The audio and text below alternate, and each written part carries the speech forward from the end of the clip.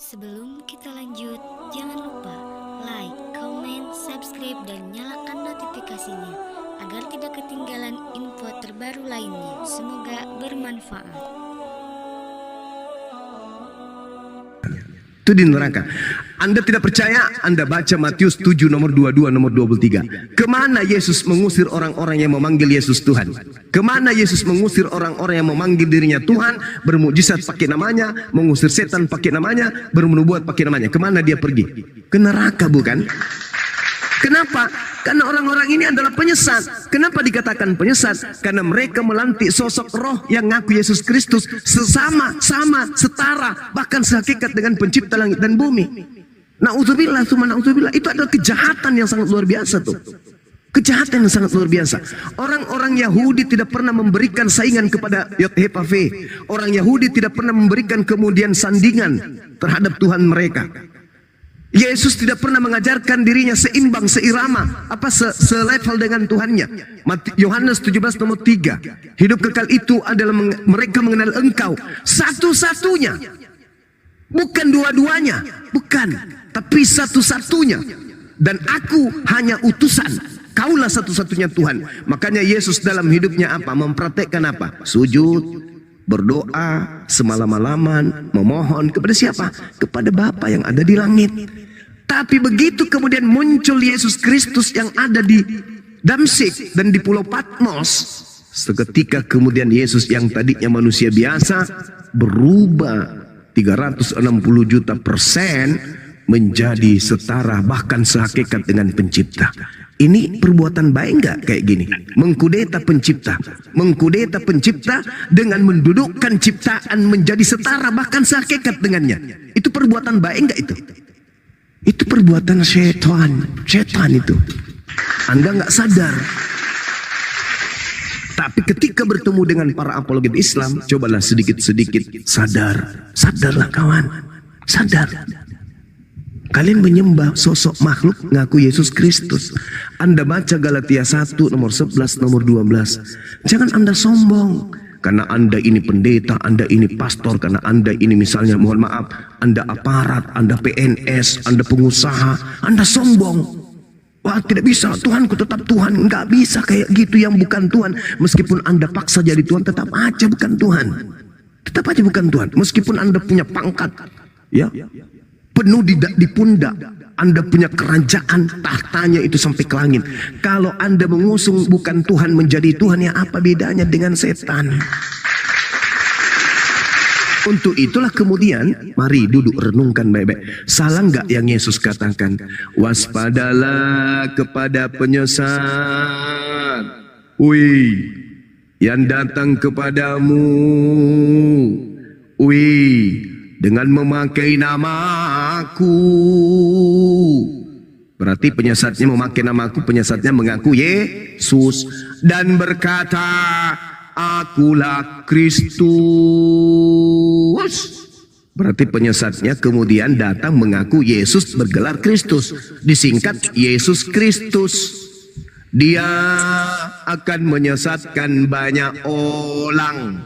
Nah, mari tengok ke kiri, tengok ke kanan, lihat ke depan, lirik ke belakang. Mana orang-orang yang mengaku pengikut Kristus ini? Oh, ternyata mereka menggelari diri mereka dengan gelar Kristen. Ayo. Yesus kan mengatakan Jumat. Ya. Yesus kan mengatakan kepada nabi-nabi palsu. Makanya kami diperintahkan untuk selalu waspada gitu. Tidak ada Yesus pernah memberi peringatan kepada orang Kristen. Gak ada, kamu jangan salah kawan. Yesus ketika berbicara, dia hanya berbicara kepada Bani Israel. Kalian itu siapa, Rek? Yesus berbicara kepada pihak kedua. Yesus pihak pertama, pihak kedua adalah Bani Israel. Wahai Bani Israel, aku berkata kepadamu, waspadalah kepada nabi palsu yang datang kepadamu. Yang datang kepada murid-murid Yesus yang menerima wahyu katanya. Aku menerima wahyu, aku menerima Injil bukan dari manusia tapi dari Yesus Kristus. Itu siapa? Itu siapa yang datang kepada Bani Israel kemudian mengaku dirinya sebagai rasul? Diutus kemudian, akulah rasul yang diutus oleh Tuhan Yesus Kristus. Itu siapa? Kalau Anda mengatakan nabi palsu, saudara, nabi itu adalah orang yang menerima wahyu, orang yang menerima penglihatan. Ketika Anda mengatakan Paulus bukan nabi, berarti sama dengan Anda mendudukkan Paulus itu sebagai wartawan lepas yang menulis seenak kuping, yang menulis seenak mata, bukan karena wahyu, berarti dia bukan nabi. Tapi kalau Anda mengatakan yang dituliskannya itu adalah wahyu, firman Tuhan, Roma adalah firman Tuhan, Galatia adalah firman Tuhan, Efesus adalah firman Tuhan, Filipi adalah firman Tuhan, Korintus adalah firman Tuhan, wahyu Tuhan, maka sama dengan Anda sedang melantik Paulus itu nabi. Tetapi karena Yesus mewaspadai nabi palsu, Anda ganti gelar nabinya menjadi acul, supaya tidak terindikasi, ini bukan nabi palsu. Kenapa? Dia bukan nabi, dia acul. Padahal rasul itu adalah level kedua setelah kenabian. Tidak bisa menjadi rasul kalau tidak nabi. Yang disebut rasul adalah nabi yang diutus dengan wahyu yang ada di tangannya, yang wajib disampaikan kemudian kepada umatnya. Itu rasul. Kalau nabi adalah orang yang menerima wahyu untuk dirinya sendiri, tidak punya kewajiban menyampaikan kepada orang lain. Sedangkan Paulus bersurat kemana-mana seperti wartawan, seperti dia penyiar radio. Salam dari Paulus untuk anakku Timotius yang ada di Kabupaten Enrekang, Sulawesi Selatan. Banyak kayak gitu-gitu kan. Artinya Paulus ini nabi. Lagi-lagi dia mengatakan di dalam Galatia 1 nomor 15, aku dipilih dari sejak dalam rahim ibuku. Dipilih sebagai apa? Dipilih sebagai hantu, dipilih sebagai setan, dipilih sebagai nabi, dipilih sebagai rasul, atau dipilih sebagai penyesat. Penyesat. Nah, itu. Makanya saya katakan kepada saudara, karena Paulus mengatakan begini, kawan. Galatia 1 nomor 11 nomor 12, aku menerima Injil tapi bukan dari manusia, bukan manusia yang mengajariku Injil, tetapi dari pernyataan Yesus Kristus. Ada Kristusnya belakangan. Paulus mengatakan, aku tidak menerima Injil dari manusia. Bukan manusia yang mengajari aku Injil, tapi Yesus Kristus. Anda buka 2 Yohanes 1 nomor 7. Penyesat itu adalah dia. Bukan penyesat. Siapakah penyesat itu? Bukankah dia yang pergi ke seluruh dunia yang tidak mengaku Yesus Kristus itu datang sebagai manusia? Hei Paulus, sini dulu, kau duduk. Saya mau tanya, apa paman? Mau tanya, jawab jujur ya. Yes. Kau menerima Injil? Ya. Dari manusia? Bukan. Tapi dari mana? Dari Yesus Kristus. Wow, berarti kau tidak menerima Injil dari manusia? Bukan. Saya menerima dari Yesus Kristus. Berarti Yesus Kristus itu datang kepadamu bukan sebagai manusia? Iya, bukan sebagai manusia, datang kepadamu. Kena dia kan? 2 Yohanes 1 nomor 7. Siapakah penyesat itu? Bukankah dia yang pergi ke seluruh dunia yang tidak mengaku Yesus datang sebagai manusia? Itulah antikristusnya, itulah penyesatnya. Paulus mengaku bertemu Yesus tapi bukan manusia. Berarti sama dengan Paulus tidak mengaku Yesus datang sebagai manusia. Di mana tertulis? Galatia 1 nomor 1. Galatia 1 nomor 11, Galatia 1 nomor 12. Berarti ada Yesus Kristus yang datang kepada Paulus tapi bukan manusia. Sedangkan yang datang kepada Maria mengajarkan Injil selama 33 tahun adalah manusia. Bahkan kedatangannya yang kedua nanti, kata malaikat di dalam Kisah Para Rasul 1 nomor 1, Yesus datang nanti sebagai manusia. Kata siapa? Kata malaikat. Kata Yesus bagaimana? Baca Matius 24 nomor 27 nomor 30. Yesus datang ke dunia untuk kedua kalinya sebagai manusia. Jadi yang datang kepada Paulus bukan Yesus anak Maria, tetapi makhluk roh berupa cahaya. Di dalam Lukas 10 nomor 18, Yesus sendiri sudah membuka tabir itu. Apa kata Yesus? Aku Yesus melihat iblis jatuh turun dari langit ke bumi dalam rupa cahaya. Paulus menerima kemudian 13 kitab dari makhluk berupa cahaya. Siapa yang datang berupa cahaya ke atas muka bumi ini? Kata Yesus, setan. Siapa yang datang kepada Paulus? Kata Paulus, berupa cahaya. Siapa dia? Sedangkan Maria melahirkan manusia. Maria tidak melahirkan cahaya. Maria tidak melahirkan suara.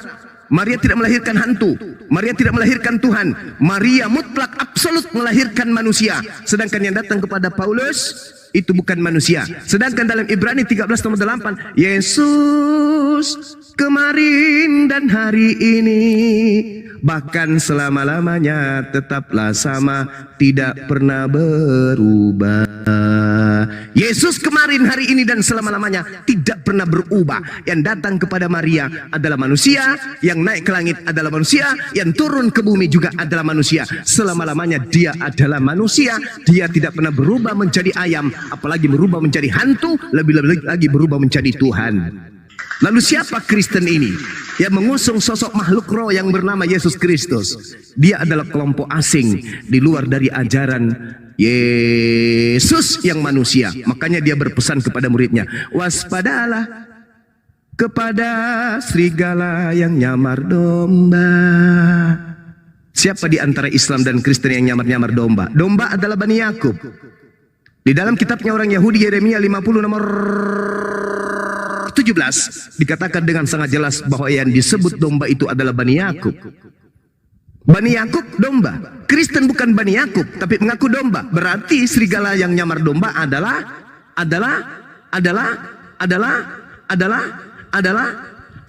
kasetnya rusak. Adalah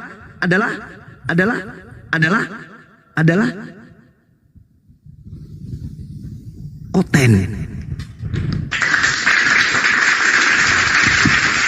Saya kira begitu kawan. Di tempat saya ini sudah hampir buka puasa. Silakan dilanjut untuk sementara. Saya lanjutkan ibadah dulu 15 menit insya Allah.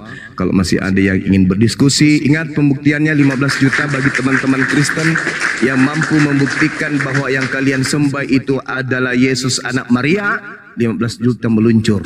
Gedebuk. Bahkan Bunda Mila kemarin juga mengatakan ingin menambahi. Mantap sekali. Ya. Keren. Mau ngingetin itu aja, saya tambahin. Masya Allah. Insya Allah. Namanya ya. berapa Bun? Ya berapalah maunya. Dah. Ya, nggak usah terlalu banyak Bun. Iya. Ya kita lihatlah biar challenge kan, biar tahu mereka. Masya Allah. Karena kapan mereka tidak mampu membuktikan, maka penyesat yang bernama Yesus Kristus itu ada di pihak mereka. Di mana aja yang saya juga tahu juga. Ya, lanjut. Yes, yang kami lakukan ini semata-mata adalah siar. Yang kami lakukan ini semata-mata adalah konseling. Yang kami lakukan adalah proses belajar mengajar. Ada yang mengajar, ada yang belajar, ada yang sedang menerima materi, ada yang sedang memberikan materi. Kalaupun ada yang salah, silakan diluruskan. Kalau ada yang benar, silakan diterima. Karena kebenaran itu hanya milik pencipta langit dan bumi. Kita manusia hanya menyampaikan dan menjabarkan sepengetahuan kita saja. Demikian sementara saya izin ibadah. Silakan. Amin ya Bapak. Ya, Khusus saudaraku yang di bawah, tolong di tab layar disampaikan 1 M ya, 1K ya. Di tab layar ya, di tab layar disampaikan 1K, dikirim love orange-nya. Nah, biar kuat komal ini, 1 orang kirim 1 mawar ke Bang Faruk, biar kuat komalnya, minimal 30 orang ya. Dikirim 1 mawar dan love orange di tab layar. Ini sambil yang mengambil alih ya. Sambil di follow akun di atas, di follow. Yang ngambil alih ini itu Nora atau Bung Sinaga, di sini sudah sampai. Okay. Itu Nora. Itu Nora monitor. Itu Nora. Itu Nora. Iya toh. Kenapa toh? Ambil alih. Boru Sinaga udah sholat juga, ini udah sampai sini. Ambil alih. Itu si Dodi Katolik, yang si Ari Tonang ini protes. Oh ya. Oke. Lanjut dulu. Lanjut mereka. Aku apa? Pakai headset. Oke, lanjut. Aku izin itu. Nanti dulu Bang sebentar. Yang follow saya nanti 2 minggu terakhir kita bagi-bagi 50.000 per orang ya. Saya lupa. Ya. Yang di bawah tolong 3,5 di follow akunnya Bunda Mila ya. Di follow akunnya Bunda Mila. Biar makin ngejreng aja gitu. Soalnya kalau live sekarang ini banyak permintaan di bawah, dia pengen lihat gereja-gereja kosong. Saya bilang kan itu kan biar kalau yang nonton cuma 30 orang buat apa gitu kan? Kita kan mau bikin syiar nih, cerita yang bikin dakwah. Ya di banyak-banyak follow. Jadi kalau saya di Bang Faruk ada yang nonton, saya di Bang Arif ada yang nonton. Begitu maksudnya. Di Bang Zuma nanti di forum. Jadi kita berdakwah di mana aja, jangan cuma di Indonesia. Biar orang Indonesia lihat, nih luar negeri udah kosong, udah habis lah begitu. Begitu seperti itu Bunda Nora. Lanjut. Ya Bunda. Untuk netizen di bawah, hari ini kita batalkan pembagian sarung ya dari Boru Sinaga. Insya Allah besok kita laksanakan ya. Karena hari ini nggak mungkin kita ganggu Gurunda berdebat ya. Insya Allah untuk netizen yang kita janjikan tadi jam 2 pembagi 10 sarung dari Boru Sinaga kita batalkan. Insya Allah besok kita laksanakan. Lanjut itu Nora, aku mau sholat dulu. Oke, siap. Nah, ini lawan diskusi saya tadi siapa? Dodi atau Aritonang? Nah, Aritonang ini Ito saya nih. Sama-sama Aritonang aja lah kita. Oke, Ito. Ya, Forest Namburu. Ya, sama-sama Aritonang lah. Ayo, kita diskusi. Gimana? Tadi poin yang mau ditanyakan apa sama abang saya?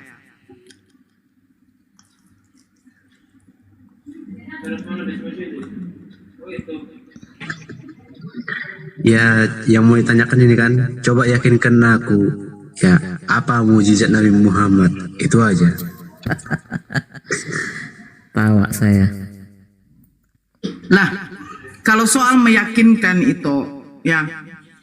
Kalau soal meyakinkan, kalau saya katakan Yesus membangkitkan orang mati, Yesus menyembuhkan orang yang sakit, Yesus melakukan memberi makan 5.000 orang, 4.000 orang. Saya rasa semua yang dilakukan Yesus itu bukan atas dirinya sendiri.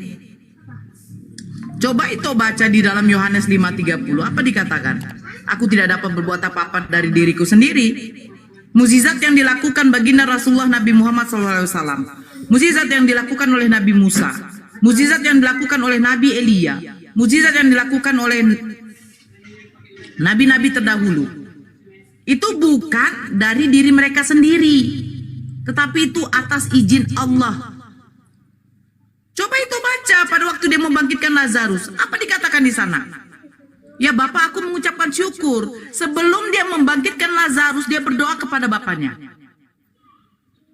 Ya Bapak, aku mengucapkan syukur kepadamu karena engkau selalu mendengarkan aku. Itu satu. Ketika dia membangkitkan ketika dia membangkitkan ada seorang pemuda yang masih muda di dalam Lukas 7 nomor 14. Tapi kamu baca seterusnya itu. Ketika dia membangkitkan anak muda itu, dia memberikan anak muda itu kepada ibunya. Orang-orang yang di sekitar situ merasa takut dan memuliakan Allah, bukan memuliakan Yesus.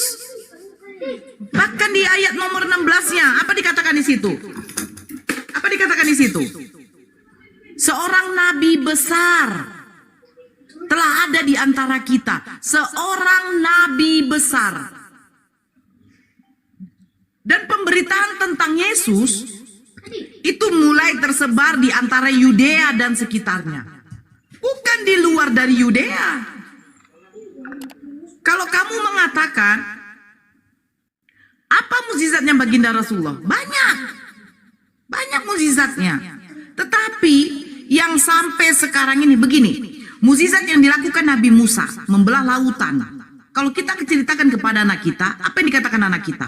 Wih, hebat ya Mak ya, Nabi Musa bisa membelah lautan. Tetapi ketika anak-anak ini sudah dewasa, bagi mereka itu biasa saja. Karena apa? Karena yang dilakukan Nabi Musa, yang dilakukan Nabi Isa, yang dilakukan Nabi Muhammad, itu semua apa? Itu semua adalah mukjizat yang diberikan kepada Nabi dan Rasul untuk menyatakan kenabian dan kerasulan mereka. Nah, kalau Nabi mukjizatnya Nabi Muhammad yang kami yakini sampai sekarang itu apa? Al-Quran. Itu lihat, anak-anak kecil saja bisa menghafalkan Al-Quran, walaupun surat-surat pendeknya. Itu salah satunya. Yaitu apa? Nabi baginda Rasulullah bisa menghafal semua isi-isi apa yang terdapat di dalam Al-Quran. Ketika dia menerima wahyu dari malaikat Jibril yang disampaikan oleh Allah Subhanahu wa Ta'ala, beliau mengumpulkan para sahabatnya dan untuk menyuruh untuk menyalinnya, mungkin di pelepah, di kulit-kulit binatang, di tulang-tulangnya unta. Itu semua ada terdapat di kepalanya baginda Rasulullah. Itu kelebihannya. Sampai sekarang kamu lihat, apakah ada umat Kristen satu saja anak kecilnya yang menghafal Bible kalian? Ada enggak? Saya dulu pergi ke sekolah minggu, bukan hafalan yang diberikan kepada saya, tetapi nyanyi-nyanyi. Mari kita bersuka cita, haleluya, itu saja. Terus lagu-lagu berikutnya, itu yang ditanamkan di otak kami waktu masih sekolah minggu. Nah, ketika dewasa, mulai remaja, mulai muda-mudi, tidak ada disuruh konteks hafalan, cuman membaca Yesus pada waktu itu dilahirkan, dia menebus, itu saja. Tapi coba anak kecil, anak yang berumur 4-5 tahun, walaupun belum fasih membaca Al-Quran, dia tidak pandai membaca Al-Quran. Tapi ketika dia mendengarkan ibu, bapaknya, atau abangnya, atau kakaknya ketika waktu sholat membacakan Al-Fatihah, sudah terekam di otaknya. Dan bagi dia itu mudah untuk menghafalnya. Mudah. Bahkan doa saja, doa yang menggunakan bahasa Arab saja, Allahumma barik, dia masih bisa menghafalnya walaupun tanpa membacanya, karena dia umur 4 tahun masih tidak tahu yang namanya huruf. Bagi saya, mukjizatnya Nabi Muhammad itu yang kami akui umat muslim adalah Al-Quran. Nah, sekarang Yesus mukjizatnya membangkitkan orang mati. Nabi Elia juga menyembuhkan orang sakit. Dokter-dokter sekarang juga bisa. Tapi apakah bisa Yesus mematikan orang dengan kekuasaannya? Tidak. Kalau Tuhannya tidak mengizinkan, tidak akan mati.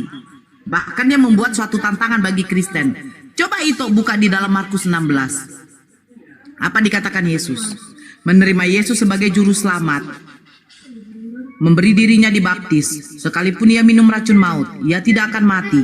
Nah, adakah satu pendeta saja yang sudah membuktikan menerima Yesus sebagai juru selamat, memberi dirinya dibaptis, meminum racun maut, dia tidak akan mendapat celaka? Ada nggak satu saja pendeta yang membuktikan omongan dari Markus? Ada nggak? Nggak ada itu. Nggak ada. Nggak ada yang berani. Karena apa? Karena mustahil. Jadi ketika mustahil dari perkataan seperti itu, pertanyaan saya begini.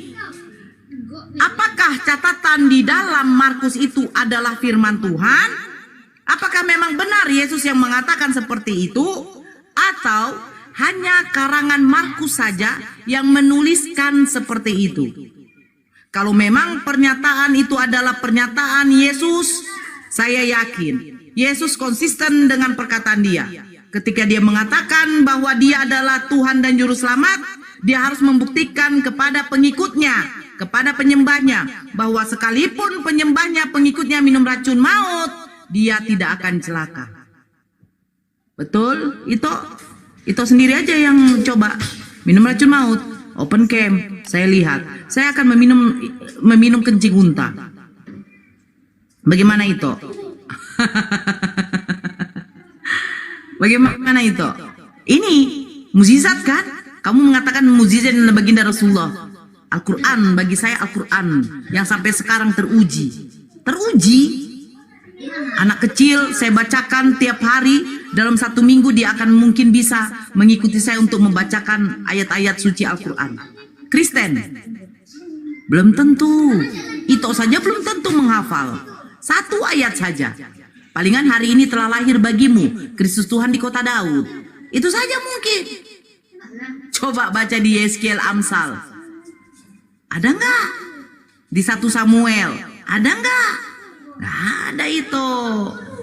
Mukjizat bagi kami umat muslim dari baginda Rasulullah yaitu satu yang paling utama, Al-Quran. Yang kita tahu baginda Rasulullah kalian katakan adalah buta huruf. Tetapi apa yang terjadi? Sampai sekarang tidak ada satupun manusia yang bisa membuat semisalnya Al-Quran itu. Yang mengubahnya tidak akan bisa. Satu titik saja, satu harokat saja, tidak akan ada yang bisa. Sekarang itu buktikan sama saya. Bentuk ketuhanan Yesus yang bisa meyakinkan saya lagi untuk murtad, mengenal Yesus sebagai Tuhan dari pengakuan dirinya sendiri. Silakan itu. Zuma udah standby, masuk ya Bang. Silakan itu aku.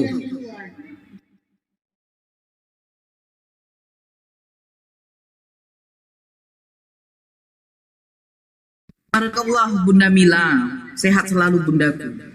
Ayo itu aku. Tadi Anda bertanya soal mujizatnya Nabi Muhammad. Amin.